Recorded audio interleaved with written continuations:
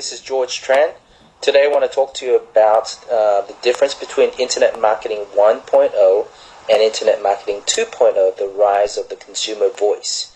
So in days of old, consumers have been sold about benefits of the product. It uses the popular Robert Cialdini sales model, and I'm sure you've heard of it. It has the reciprocity, benefits, it has scarcity, all those concepts built in. And as a result, that concept has worked really well for the last, 100 years worth of marketing. But what happens is today, customers are experiencing what's called social fatigue.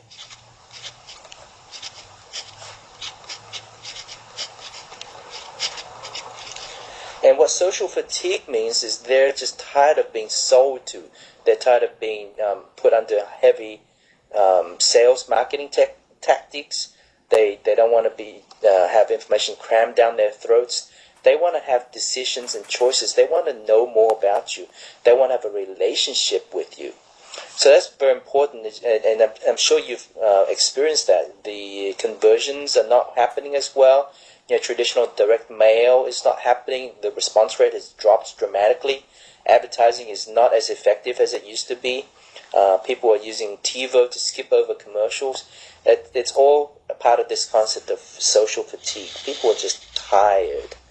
The other concept with Internet Marketing 2.0 is that there's this concept called the rise of the consumer's voice.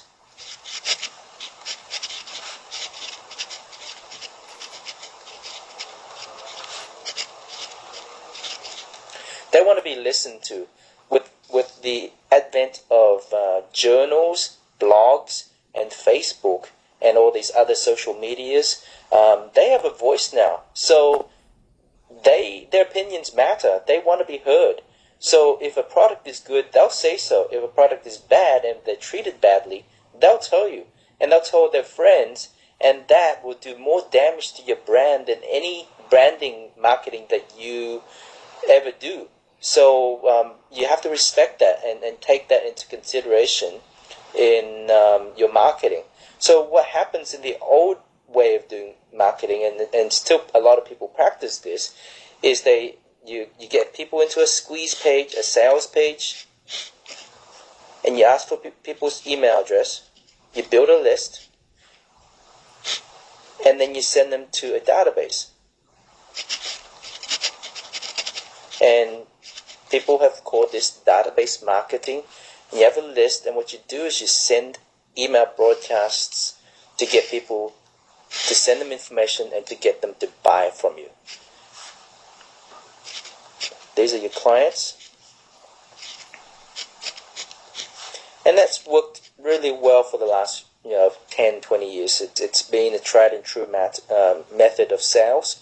And what happens with database marketing is a top-down relationship. Information flows just one way from the organization down to the consumer. Very little communication back this way. Companies, frankly, don't want to hear what customers have to say, or if they have something to say on a very limited matter. And what happens during the rise of the consumer's voice is now they are having sideways communication. Conversations are happening about you all the time, whether you like it or not. And they're talking about you, your products, and your brands. And if you have a place for them to talk about, they'll talk about it at your space. If not, they'll talk about it elsewhere on their blog, in a complaint forum, in multiple different places without much control. So the idea is you want to build a place, a location for your fans, your customers, to talk about your products, about your brand in a controlled, in an environment that you have more control over than out in the open. That way, when conversations happen, you can actually participate in that and respond to negative publicity when it happens. The key here is being aware of the sideways communication left and right. and be able to respect that, and where possible, put in a social network so that your customers have the ability to talk to each other. The benefits of this is, one, you strengthen your brand.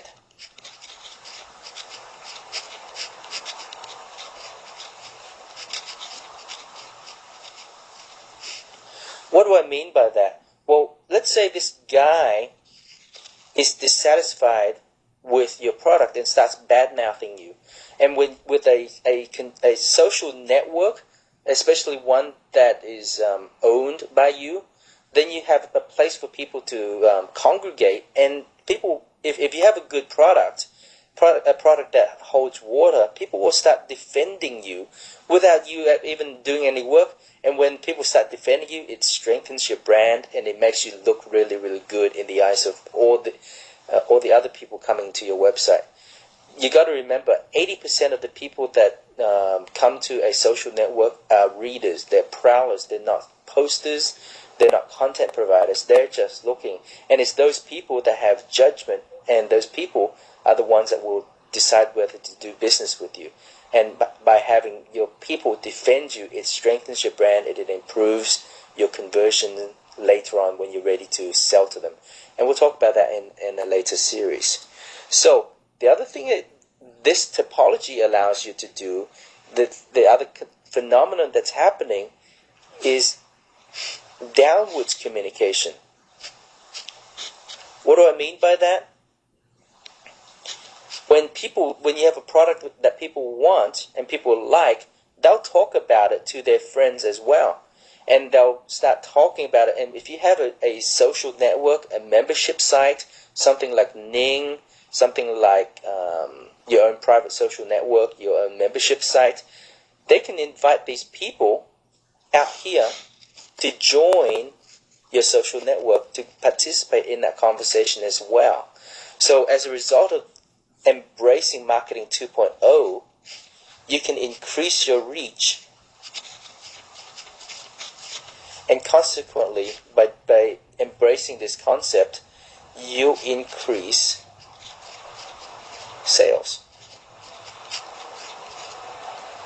And I mean that because what happens is when you have a strengthened brand, you have a place for your customers to talk to each other, and also have the ability to have a conversation with you and know more about you and build a relationship. And that's really what it's about. People like to build relationships. Relationships.